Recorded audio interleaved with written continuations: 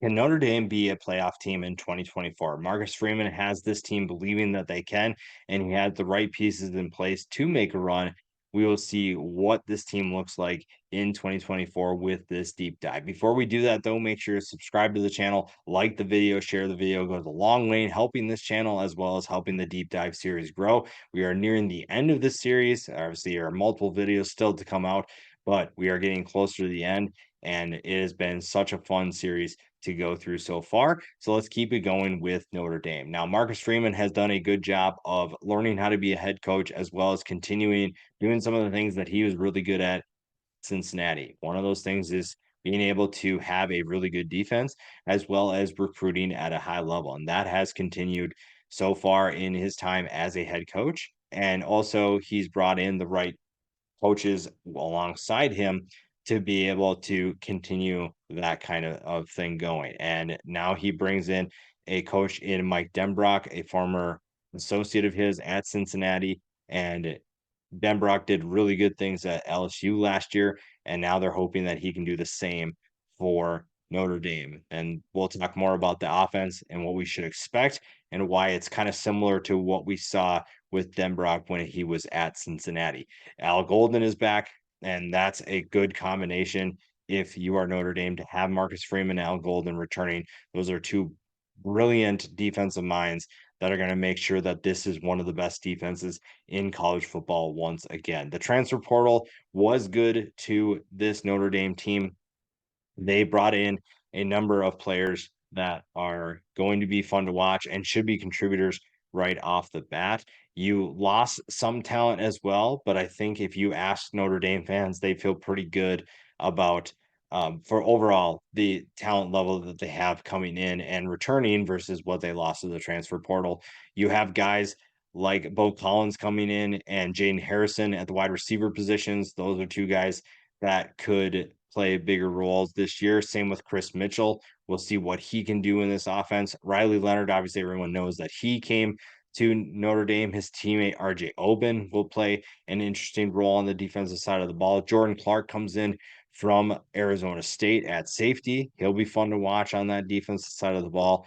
And you have a number of players that could be very exciting that will contribute probably right away. And most of the additions will be exactly that. I think they did a good job of adding players that are going to come in and compete for starting spots and maybe are short-term options, but it can also teach some of these long-term options what it's going to take to win at Notre Dame. And then again, you don't lose a ton. I think if you're a Notre Dame fan, you feel really good about where your team is at. Losing Holden Stays is probably a big loss for them. Rico Flores going to UCLA, maybe not so much. Tobias Merriweather.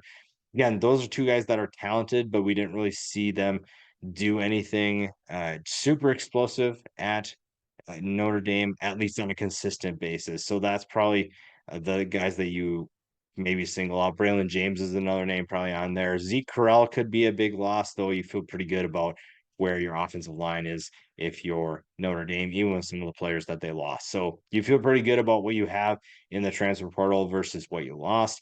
And again, this is a group that expects to be competing for a national championship, and they feel like they're in a good position from various different things to be able to make that happen. And the offense is going to have to take a step forward, which is a big reason why you bring in Mike Denbrock. It's a big reason why you bring in Riley Leonard to run that offense. And that's going to be an interesting combination because Riley Leonard gives you something you did not have with Sam Hartman. You have the ability to run the football, you have the ability to make plays with your legs. Now, keeping Riley Leonard healthy is the biggest X factor for Notre Dame this year. If he stays healthy, this team is in good hands. If he does not stay healthy, you're going to turn the reins over to Steve Angeli. You're going to maybe look at Kenny Mishi coming in, CJ Carr, the freshman. I think that he is making waves already. He is someone that could step up quicker than expected. So, again, there's going to be a drop off if Riley Leonard gets hurt, and that's going to be the biggest key. But also, there's a lot of similarities with Riley Leonard and what we saw with Desmond Ritter when Denbrock was coaching the offense at Cincinnati. And one of the things I think you expect because Ritter was so important to Cincinnati's game plan They needed to keep him healthy. Now, he did not have the durability concerns as Riley Leonard, but they also knew that they did not have the depth where if he goes down, they can still compete at a high level. So they're going to find ways to get their playmakers in space. You're going to find some simple routes.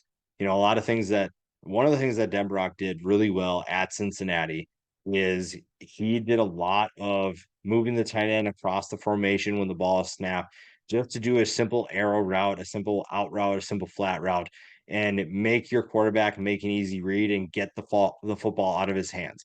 Get the ball into your playmakers' hands and let them do the work. You don't need Riley Leonard running around a ton when you can just have him do a little play action or roll out to a certain direction and dump it off in the flats.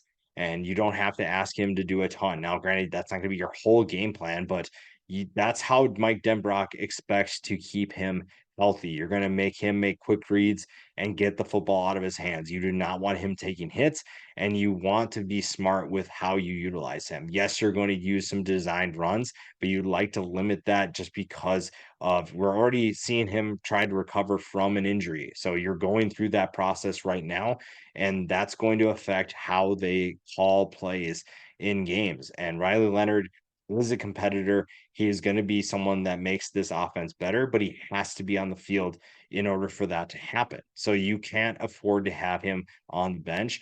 And yeah, you have some talent behind him, but you don't have another Riley Leonard. So that's the one thing that has to be a factor. And Denbrock knows that. He's very familiar with how important the quarterback position is.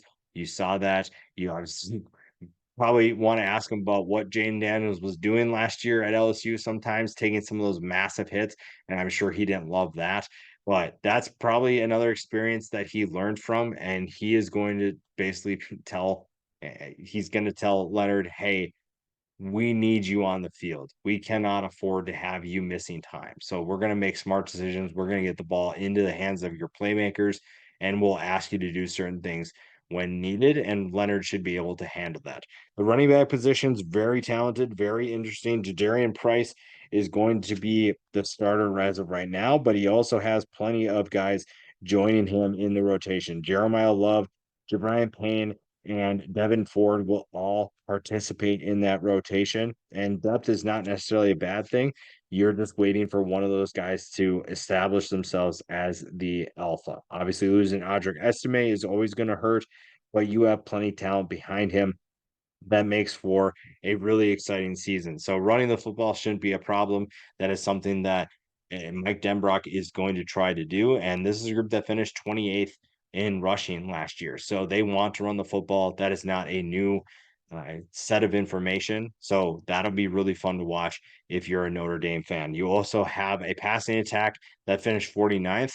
That needs to improve, but I also think you're going to see more balance than you did last year, and that's going to help the passing attack. Now, there are various different levels of concerns for this passing attack, and the talent level I think was there. We talked about three of the guys that left. You lose Braylon James, Tobias Merriweather, and Rico Flores. Those are three guys that had the potential to be explosive. It just never happened.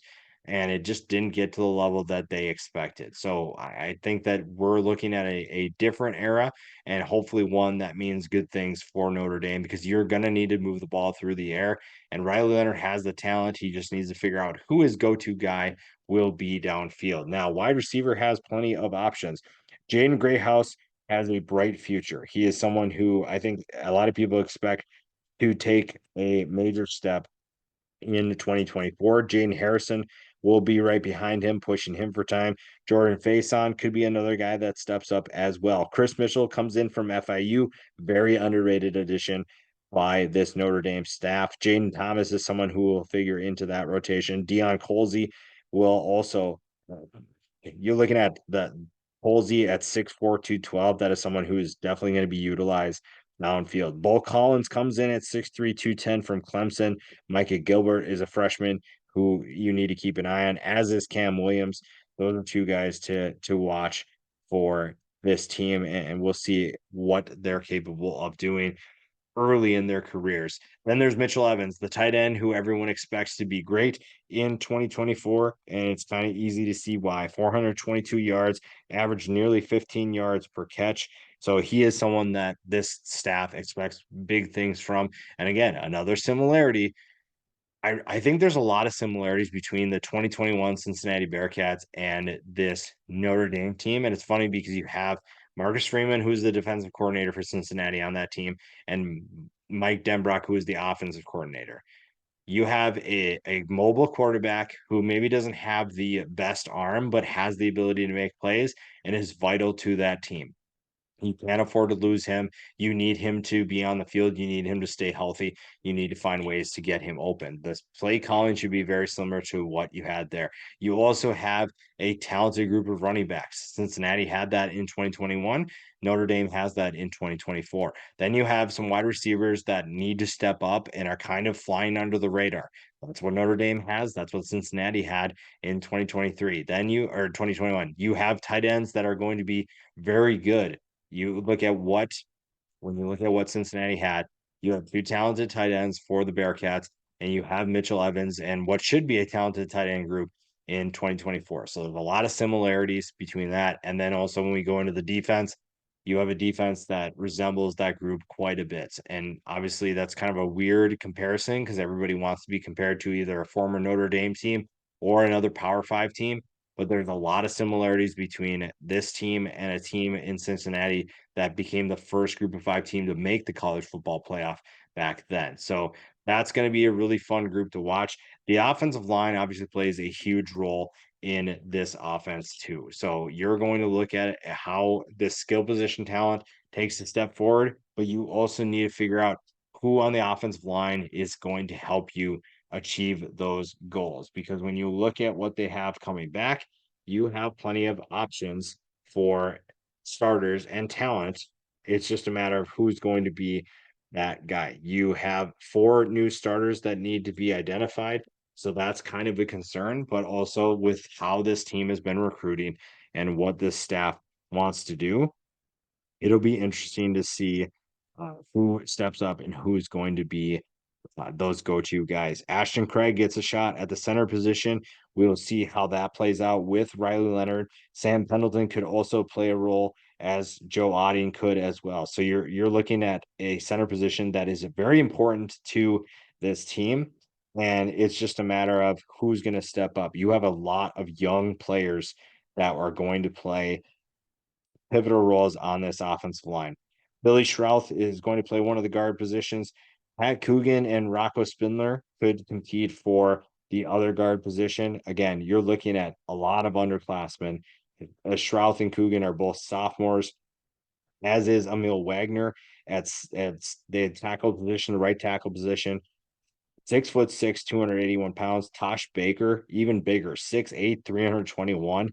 You have some inexperienced players, but also you have plenty of talent. When you've watched these guys play and compete, you know exactly what you have in them. So we'll see what that means for this team in 2024. But again, you feel pretty good about the talent level that you recruited. And it's a reason why you bring some of these guys to campus. Now, when you look at the left tackle position, that is a key position for this offense.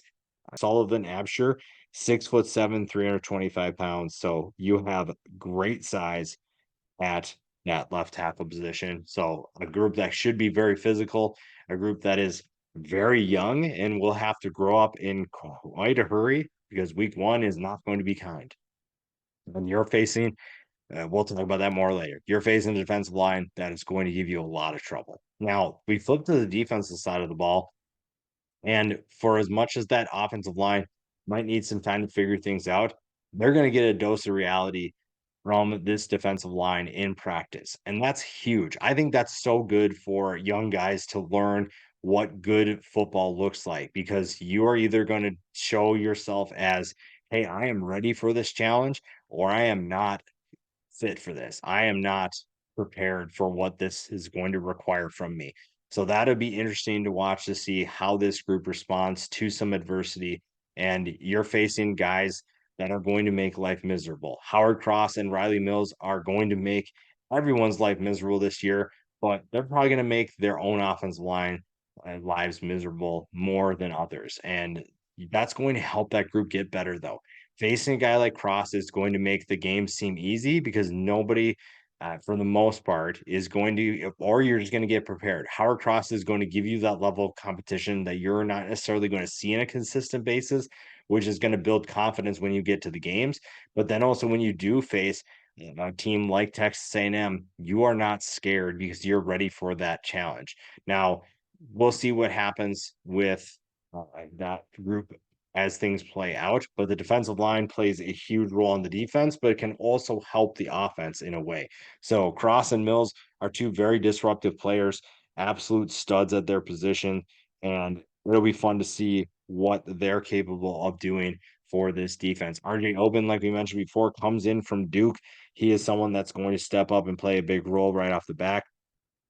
Jordan Botelho is going to play a huge role this year as well, someone who's very disruptive and has been that way for a little while now. And that is a defensive line that when you look at that group, you feel really good about their ability to make plays on a consistent basis. And you feel really good about what that means for the rest of the defense because the linebacker position is going to look a little different than it did last year.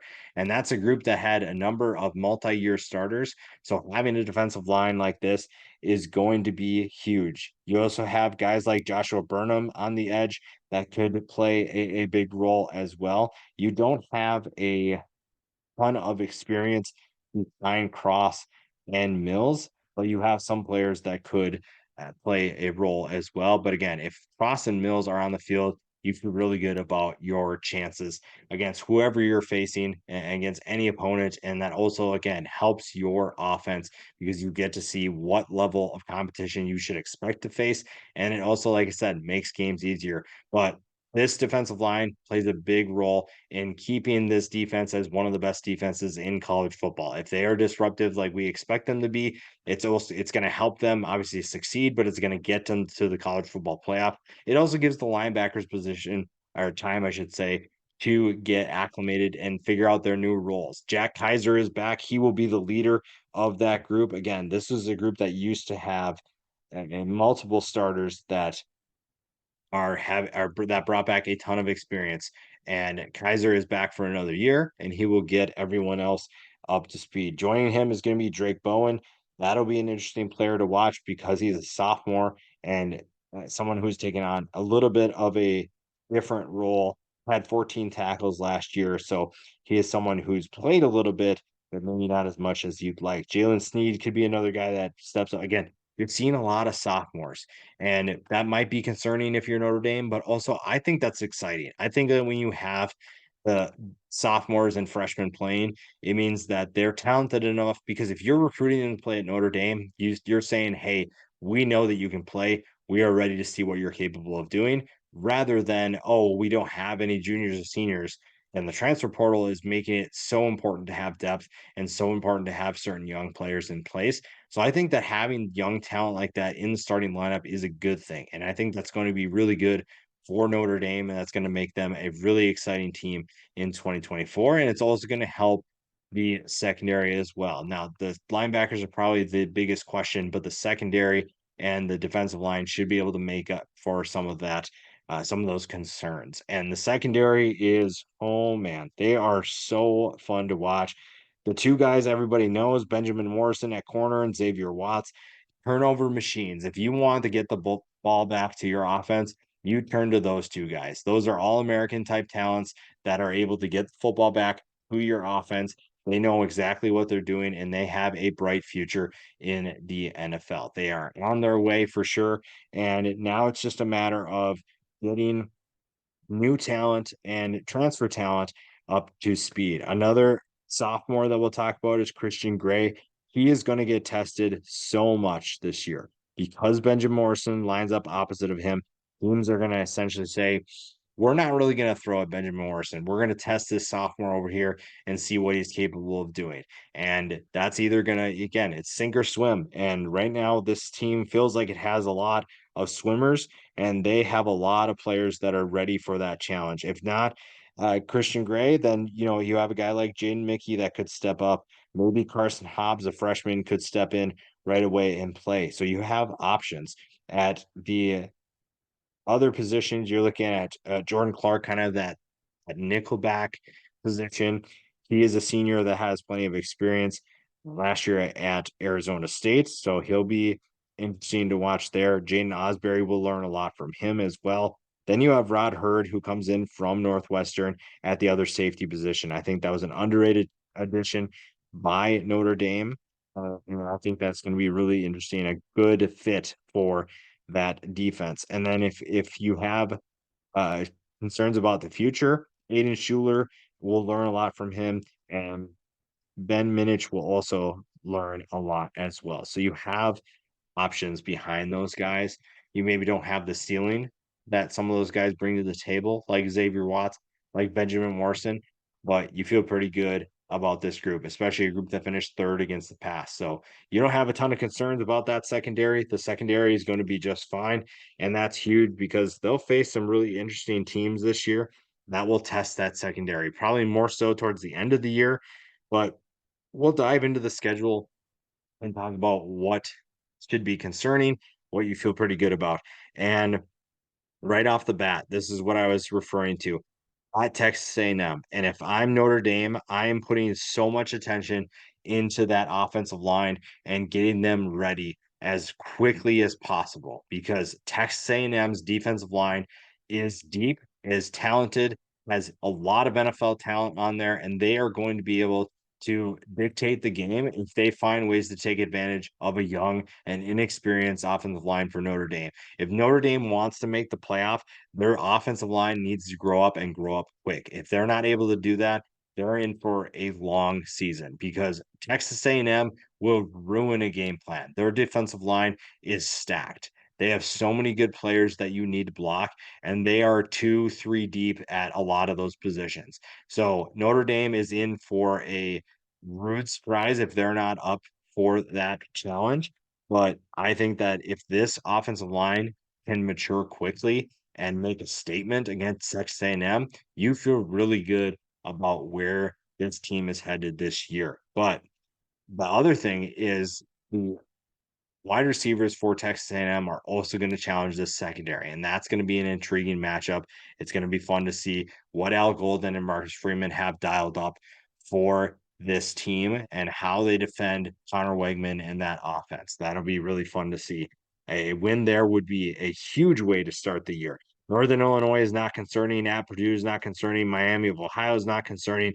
Louisville could be interesting, but also feels like that is definitely a game that Notre Dame should win. Stanford, who knows what they'll look like this year. Georgia Tech, kind of the same thing. We will see with those two teams. Navy will be better, but this is a Notre Dame team that is way too good for that Navy squad. Then you get 2 weeks off before you host Florida State. That is going to be an interesting game for sure. We'll find out if Florida State is a contender or not, and we'll know at this point, obviously, if Notre Dame is or not either. You also play Virginia, and interesting enough, you play Navy already, and you get Army. So you get 2 triple option teams. That's I don't know if that's what I would have scheduled, but also that's really interesting. So that'll be 2 fun games to watch. Definitely 2 games that will test Notre Dame in a different way that you're not used to. And then USC, we'll find out if USC is actually one of those teams that can contend or what is that going to look like for Lincoln Riley. But again, they have plenty of talent that could make life very difficult for Notre Dame and for this team. So we will see what happens there. We will see what is going to play out. And Notre Dame feels like they're in a good position. They feel like they have the right players in place.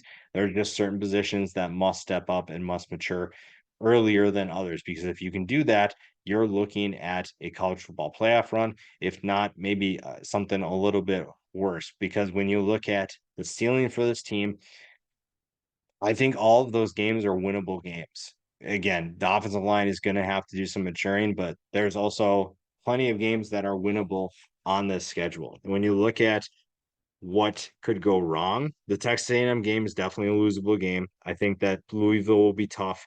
Florida State's going to be tough. USC. I think the floor at this is like everything's imploding is 8-4. So we'll see what happens there. We'll see what this team has. By that point, at the end of the season, you'll know exactly where you're at. You know which groups are your strengths, which groups are your weaknesses. But this feels like a really good team, a team that if certain guys can stay healthy and certain groups can step up, you're in for something special this year.